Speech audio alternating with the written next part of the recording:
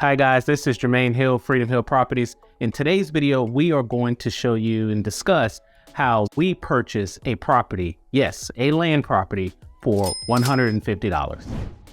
So how did we find this property? We ended up doing a mail campaign to Grayson County, Virginia. In this mail campaign, we actually sent out an offer along with our letter. And in that letter, we offered the seller $1,190 for their property. It was actually owned by two brothers and their father. The father ended up passing away, and then the property was transferred over into the two of the sons who were the remaining heirs of the property. One of the brothers gave me a call in. We take the call, and he tells me more details about what happened, about the ownership and how the property was transferred over into him and his brother, and how they eventually didn't want the property anymore. So I end up, after that phone conversation, I did some due diligence on the property and found out the property was actually located on a top of a mountain. And so I was taken back by this. This is the first time the property I've ever done some due diligence on was on the side of the mountain. I'm thinking, who in the world is gonna, how am I gonna sell this property if I decided to buy it? And so I gave the seller, one of the brothers, a call back about the next day, and I told him, hey, based on my due diligence, I'm seeing that this property, it seems like it's located on the top of a mountain. And he was aware of that, and he still said that him and his brother wanted to get rid of it. They didn't want the property anymore, and they would not be offended by whatever offer I give them. So with that being said, I end up going back, doing some due diligence, and decided, hey, I really don't even want this property. Let me come up with a number and just see if they'll take it. And so the next day I end up giving him a call back, and literally I said, hey, Mr. Seller, here's the issue. It's going to be a little risky if we decided to buy the property. And so here's my offer, $150. And by surprise, he accepted. So he accepted the offer for $150.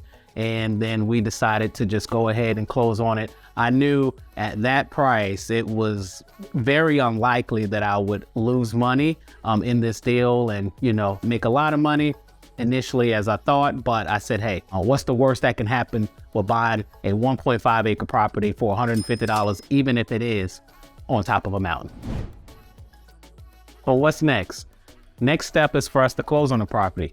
The seller agreed to sell us the property for $150. We agreed to purchase the property for $150. Now it's, how do we close on it? So in Freedom Hill Properties, our closing consists of either an in-house closing or a closing where we're gonna outsource it to a third party, whether that be an attorney or a title company. In this case, in order for us not to incur more added expense for this property, we decide, and because of the purchase price, we decided to close this property in-house. This consists of us doing a title search on the property and then us drafting the deed. We would then send that deed off to the mobile notary. We hire a mobile notary who would then meet the sellers at whatever location that they decide to have the mobile notary meet them, and they will sign 3 original deeds. 1 deed goes back to the sellers, 1 deed is sent to the county, and then 1 deed comes back to us. And so with that being said, the entire closing cost for us, for title search and hiring a mobile notary, was about $250. And that was our process in closing on this $150 1.5 acre vacant land deal. Next step was, how do we sell this property? How do we sell this 1.5 acre vacant land property that sits on this mountain? And I had to do some research, and what I came across was not much. So this was around 2016. So this was not too long after we started getting into land investing. And so I was fairly green, fairly new to it. I knew the tax assessed value was $6,800. I know now, as we've done many, many deals, that doesn't really determine what the market value of the property was, but I used that as a benchmark and decided to do, okay, well, I'll do a percentage of the tax assessed value. And I think we came around $5,000 is what we listed the property for on our website. And we listed it on different selling platforms. We back then used Craigslist quite a bit. We sold it and we listed it on LandWatch, Land and Farm. Those are some of the platforms that we were using back in 2016. And then we just waited on a buyer, and that buyer ended up coming to us within 30 days. So we actually found a buyer and we agreed on a price of $4,200 sale price. But this was actually a seller finance deal, which was great for us because it allowed us to then carry the note. And what was great about this deal, doing a seller finance option with this buyer at $4,200 sale price, is that we received $600 down, 6% interest for 36 months, and we were bringing in $110 a month. That is a pretty cool deal, I would say. And so we pretty much got all of our money back on the down payment. Remember, we were purchased it for $150. Our closing cost was $250. The seller put down $600. So right then and there, we have infinite returns. We got our money back plus some, and then now the seller is paying us $110 a month. And he actually paid us for 24 months instead of 36 months because he paid the property off early. But it was nice to get those monthly checks in from that seller, or monthly payments actually, because he was paying us online, in from that seller each and every month. Now, what was our profit from this deal? Our total profit was $3,384. Remember, we did have some holding costs because we carried the note for 2 years, even though our terms with the original terms with the seller was 36 months. Remember, he paid it off a little bit early, so he's paying a little extra every single month. Our total holding cost was $76 for the property taxes.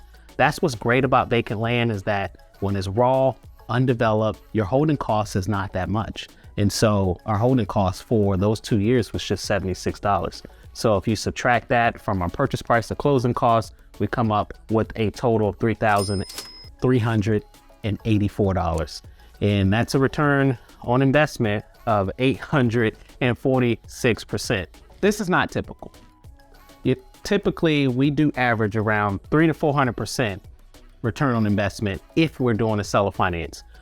We try to aim for 2.5x if we're doing cash sales, but typically we do average around 300 to 400% ROI. And this is what's fantastic about land investing in certain price points where you can buy it, get most of your money back on the down payment, and then the seller is just making monthly payments for the length of the terms that you guys agree to. So just think about having 20, 30, 40 of these land notes, and you have that income coming in for 3, 4, 5 years, whatever the length of terms that you tend to think is comfortable for your strategy. That is a great way to build wealth and to generate revenue in your company. And it's a great strategy that we love to use in our company here at Freedom Hill Properties. So this was our latest. This is one of our earlier deals that we did in 2016. I wanted to discuss this with you to let you guys know the infinite possibilities that you have in different investing niches and different investing strategies. This is one that we use here at Freedom Hill Properties, and we will continue to use moving forward. And so thank you guys for tuning in and watching this latest video.